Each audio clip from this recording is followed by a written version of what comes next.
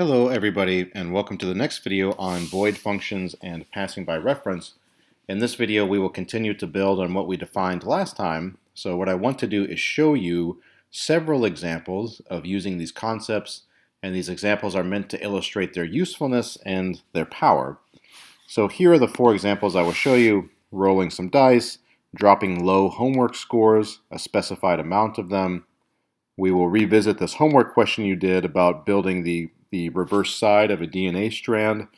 And then I'll show you that NIM program, but I'll show it to you with a bunch of functions built into it, where the functions make everything more streamlined because you have outsourced all of your tasks, and therefore main itself looks much more readable. Okay, so let's start with dice rolling. So what does dice rolling look like? Well, typically it looks something like this. You have your two dice variables here, die 1 and die 2. What does it mean to roll a die? Well, it means to choose a random number between 1 and 6. So that's all I've done here. This should be familiar. And then if you care about the sum of them because you are playing craps or something, you can print that to the screen. So it's going to print for me a 6, 8, 6, 8, 4, okay, and so on. You know, it's choosing two random numbers between 1 and 6 and printing the sum for me. Okay, suppose that you didn't want to write this 1 plus rand 6 thing every time, and suppose you didn't like that for a number of reasons. Who knows? Maybe you want to make this program more readable to somebody, maybe to another programmer, or to somebody who knows no code. So certainly, you know, your buddy down the hall doesn't understand what this is saying at all, right? This rand percentage 6 thing. So suppose, to make main more readable, suppose you could write commands like this: roll this die. And then of course you have to tell it which die you're talking about, but you know, just write a command like this: roll a die. Which die? Well, how about this one? You know, die 1. And then same thing for die 2. What if you could just write a command that looks like this? Just roll this die for me, you know. What would that look like? Well, you've created basically a function, right? Because you're feeding something into it and then you want something done. The thing you want done is this. So what this function will do is essentially outsource this line of code to where you can just reach down and grab it when you feel like it. But every time you reach down and grab it, you're using an English line to do it, right? This is more readable. Roll the die, roll the die. Okay, so what does this function look like? Well, it's a function into which you feed an integer. Right? You're feeding a die value into there, a die variable that's integer. What kind of thing does the function give back? Well, it doesn't give anything back. It doesn't need to create something. So it's void. In other words, what's happening here, this die 1 is its own variable. When you feed that variable into the function, you want the value of die 1 changed, and you want it changed according to this formula. So you don't need to create a new variable or a new value to return. You don't need a return value here. Just have the function do its task of choosing a value for die 1, and then the function's done. Okay, now if you want the function to actually change the value of die 1, you have to pass by reference. Okay, when you pass by reference, that's when things are remembered back up in main. That's when you actually change the value of the variable itself. So let me just fill in the function here. That's it, right? You're just outsourcing the single line of code that rolls a die out to this bottom function. So how does it work? Well, right now, die 1 has no value. You feed die 1 into this function. You are feeding it by reference because there's an ampersand there. So when you feed that variable in, x and die 1 become the same in memory, okay? If you had no ampersand there, then x would be its own separate variable, die 1 would be its own separate variable, and whatever the value of die 1 is, that value would get tipped over into x. But in memory, x and die 1 are different. But you put the ampersand there, die 1 and x are now the same. So any change that happens to x down here also changes die 1 up here. What that means is that I can get rid of these two lines of code right here because I've outsourced them down below. So die1 gets fed in as x. X is now a random number between 1 and 6, so is die1. So if I run this program, it will do the same thing. It will choose a random number between 1 and 6 for die1 and die2, and then add the result. So 5, 8, 11, whatever, right? These are all dice rolls of 2 dice. Okay, so there's my first example. You can roll dice using this. My next example is dropping homework scores. Okay, so what would that look like? So let me just clear main out here. So in main itself, you would like to, I suppose, get homework scores from a user. And you need to get them one at a time. Okay, so as long as they're giving you a score, then what should you do? Throw that score into the homeworks list. Okay, so you've created a list of homework scores here. Then when you are done, what should you do? You would like a command in main that goes something like this. Drop lowest scores for me, please, right, from this list of homeworks. Okay, now the computer is angry with me because I haven't taught it what I mean by this. I haven't built a function yet. But notice, what I'd like to do is I would like for the program to know what I mean here. You know, this is basically English, like, hey man, drop the lowest scores for me. Well, scores from what? Well, scores from here. You know, you have to tell it where you want the scores dropped from. But in any case, this is now basically English here. And then, after we're done with this, notice I already have a function called average built here in here. This averages a list. Once that's done, I'd like to print to the screen the average of the resulting list. Like, give me my homework average, please. Okay, you would like to be able to do this.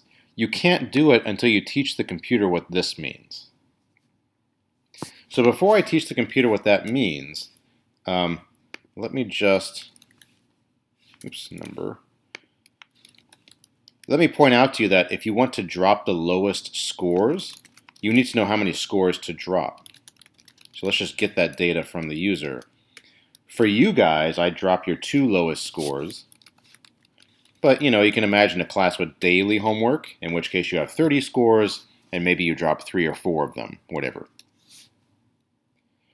Okay, so for this function to do its job here, this function that drops scores, you not only need to hand it that list, you got to tell it how many scores to drop. That's what the function needs to do its job. Okay, so now let me build it.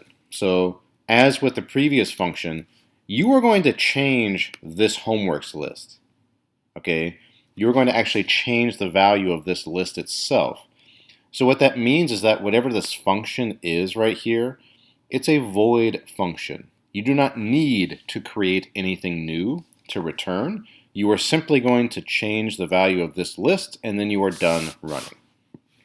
Okay, so void, and then drop lowest scores, and then what I have to hand it is an integer list. Let me just call it homework list for now. And then I have to hand it a number of scores to drop. And I have to hand it this list by reference. Okay, I want it to drop the lowest scores, and remember it did that back up here in main, right? Drop the lowest scores, so that homeworks is now changed. That list is now missing its lowest scores. So then when you compute this average, that average doesn't see those lowest scores. Okay, so let's come down here now. Now we actually have to do the task of dropping the lowest scores. So what does that look like? Well, if you want to drop the lowest scores, probably the simplest way to do that is to sort the list from from smallest to biggest, like this. And okay, so now the scores are sorted from smallest to biggest.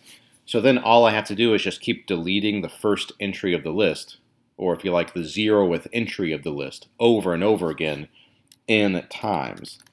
So I'm going to set up a for loop that runs n times, and all the loop is going to do is just drop the score from the beginning. N times. Okay, so what I'm going to do is homework list dot erase, homework list dot begin. So if you've forgotten the syntax, this is what it looks like to erase entries inside of a list at position 0.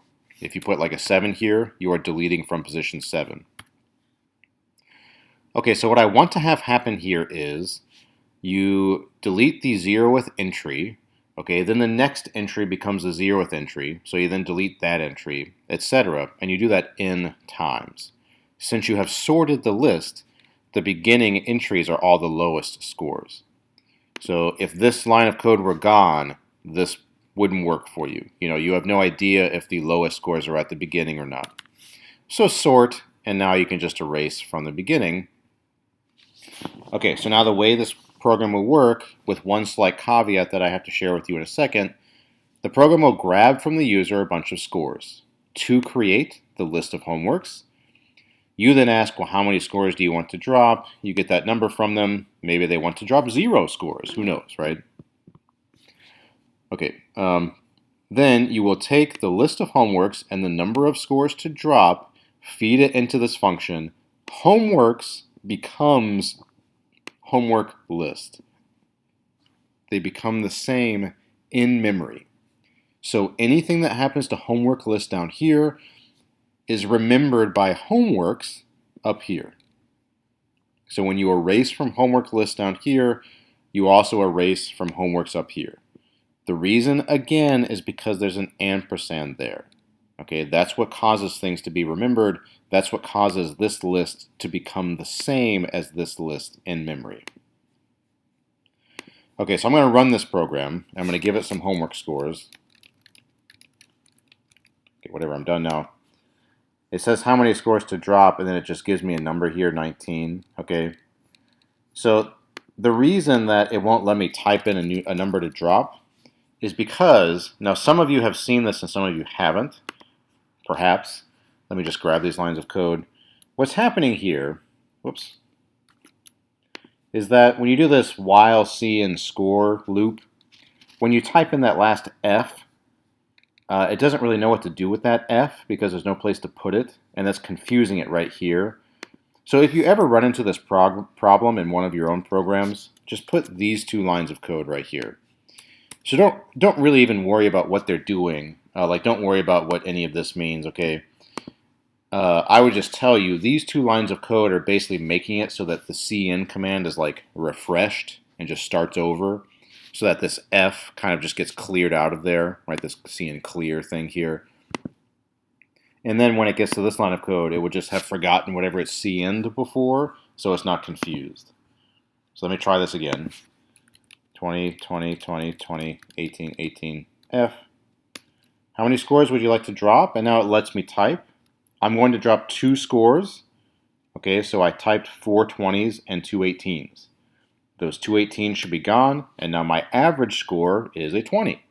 Okay, as it should be if all that's left are my 20s. Okay, so the function works. Now again, if I took this ampersand off, gotta take it off both places. Let me run again with the exact same input, 20, 20, 20, 20, 18, 18, F. How many scores drop? 2.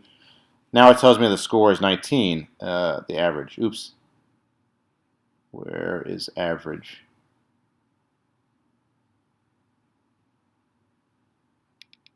Oh, okay.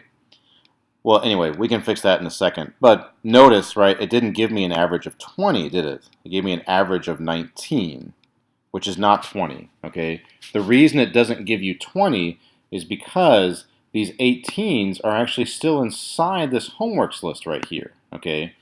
If there's no ampersand right here, then when you feed homeworks into the function, and you do that right here, when you feed homeworks into the function, okay, here's the function, right?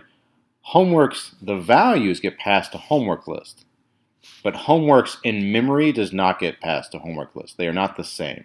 So these changes that occur to homework list here are not remembered back up here in main. Homeworks, the list itself up here, is not changed. So that's why you are seeing different values. Okay, so let me just throw this into a text file. I'll put this on Moodle. Whoop. Sorry, let me get a totally fresh one here. Okay, so all of this I'll throw on Moodle for you. Okay, now I just want to clear everything out so that I can move on to my next example. The next example I'm just going to put on the screen for you. I don't want to build it from scratch simply because it would take too much time. This example will also be on Moodle. Okay, so you can just open it and play around with it if you want. And where is it? DNA strand function example. Okay, that's my next example. So it's your homework example from whatever time it was. Okay, so again, this is on Moodle, so you can play with this if you want to. So I have two functions here. One's called fill in DNA pairs. One is called print 2D character vector. So we can look at both of them in a second. But let's just recall your homework. Like, what was your homework problem? Okay, so this is pretty small to read, but okay. So recall this homework problem that you guys did, whatever it was, 3 weeks ago or something. The user enters one side of a DNA strand. You create the other side of the DNA strand using these pairings. Okay, A and T are paired together, G and C are paired together. Okay, so this code that I've written here, what does it do? Well, since the strand has two sides to it, you have sort of like a first side and a second side, it's actually more natural to think of a DNA strand as a table. Okay, because what do you have here? You have two separate lists. You have like a front list and a back list. Or if you like, you have a top list and a bottom list. You know, it doesn't matter how you think about it. So because of this pairing behavior, it really is more natural to think of a DNA strand as a table with two rows rather than as two separate lists. Although, you know, a table really is just two lists if there are two rows. So that's what this code does. So I create a character vector to just grab the first strand, just like you guys did in your homework. So here's the loop that does that for you. You grab something. If it's not what you want, you break out of there. If it is an A or a C or a G or a T, you throw it in there. Okay. Now, what do I do next? I create a character vector that has two rows and size columns, where size is the length of the original vector you just got from them. So if they entered 6 DNA letters, this size would be 6.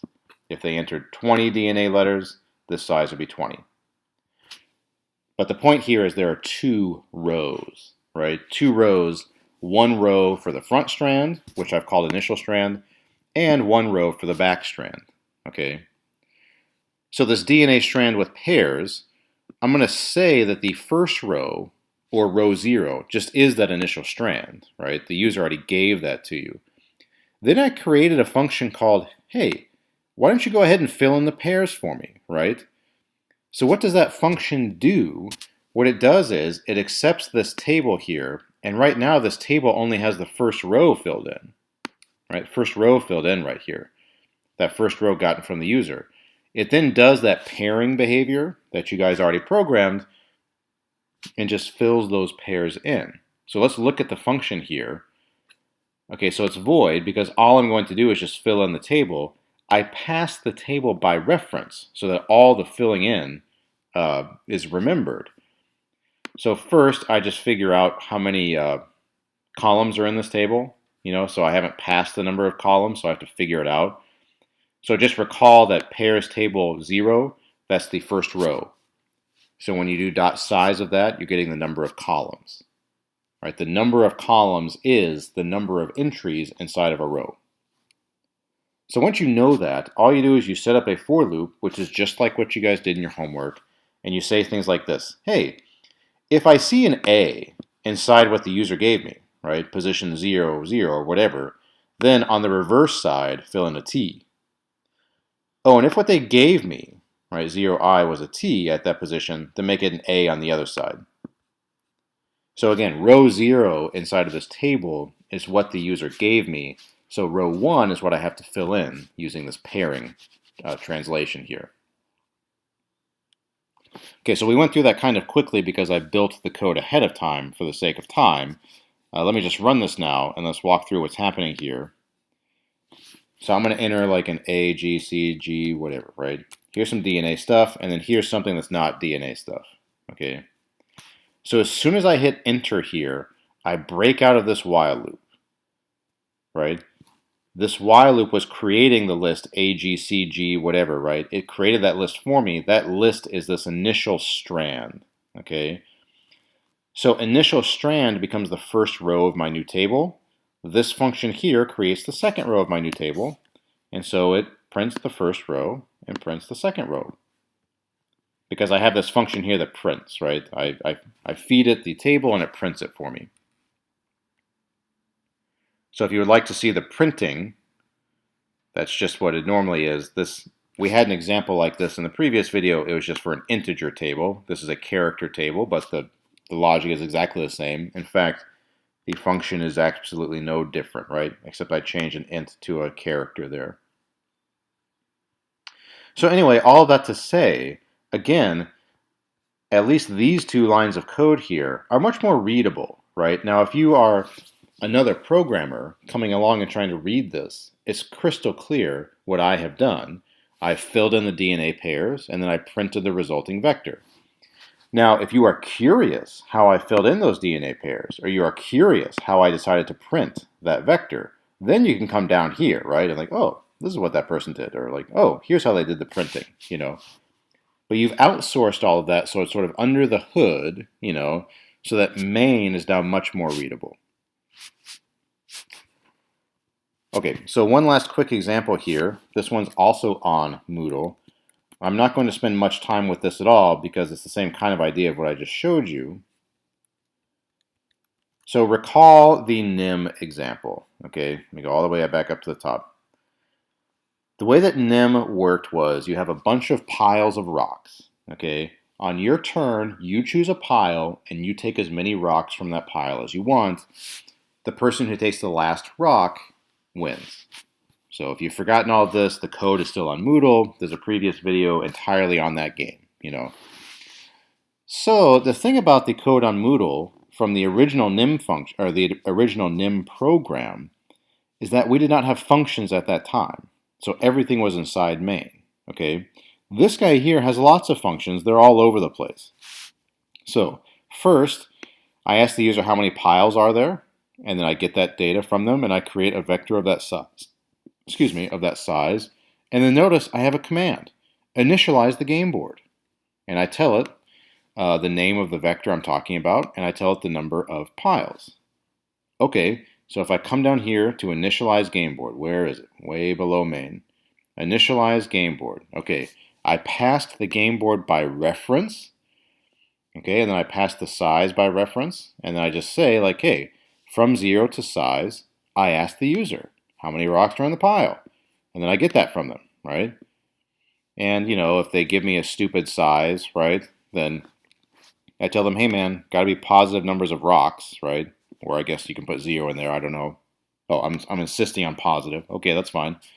And then, anyway, I take the number of rocks and I put that in the game board at the appropriate spot.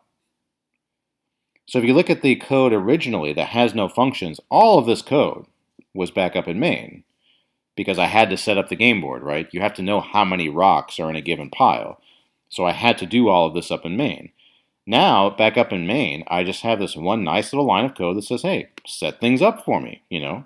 And then it does.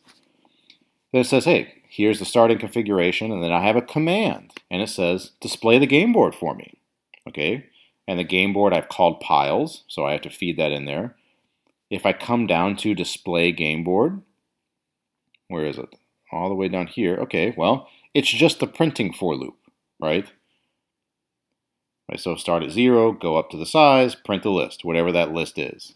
Since you fed the game board in, it's going to print the game board. Okay, so back up here. Anytime you want to display the game board, just take the piles vector and feed it into this function. And again, right, now, this is much more readable. So after I display it, I then create a variable for the total number of stones on the board, just like in the previous example, the previous video. Then I have a command. That command says, hey, calculate the total number of stones. And then it does it, you know. So let's just look at this last one. There's lots of other functions you can run through here, but calculate total number of stones. Where is that? Okay, notice I pass the number of stones by reference so that when you do this calculation, it remembers what happens. And then you also have to feed the game board in there, So you create the sum just like you normally do, right? Start at 0, go all the way up, and just do the number of stones per pile, right? Just keep tacking that on. Okay, so now let me just read this to you, right? I'm going to quit going down to the functions because you can look at them yourself. Where does the game actually start? Okay, play game.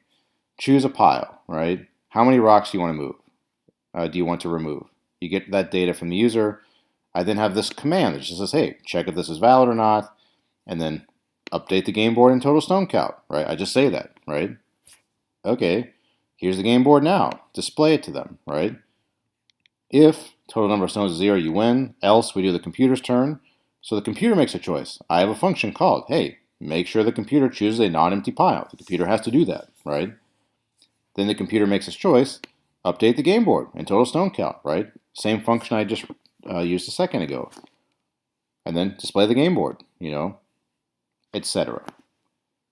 So all of that to say, if you just read through this without looking at the functions, right? You just start from the top and read from top to bottom, as long as you know what the game is, of course, right? You have to know the rules of NIM, but as long as you know the rules, you can just read this in English, a lot of it, And then if you're really curious how the function is, or how the program is really working, you can jump down and look at the functions.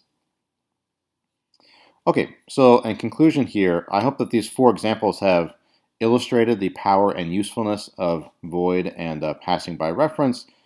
There is, of course, much more you can do with them that we're not doing in the interest of time here. See you in class.